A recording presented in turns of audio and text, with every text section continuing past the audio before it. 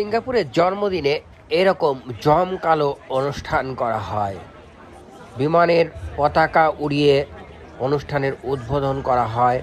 তারপরে ক্যামেরার মাধ্যমে ফ্ল্যাশ লাইট দিয়ে প্রজেক্টর দিয়ে ভিডিওর মাধ্যমে প্রত্যেকটা প্রোগ্রাম দেখানো হয়। প্রিয় বন্ধুরা, তো আমি আজ চলে এসেছি সিঙ্গাপুরের জন্মদিনে, সিঙ্গাপুরের মেরিনাতে তোমাদেরকে দেখানোর জন্য যে জন্মদিনের অনুষ্ঠানটা কিভাবে পালন করা হয়।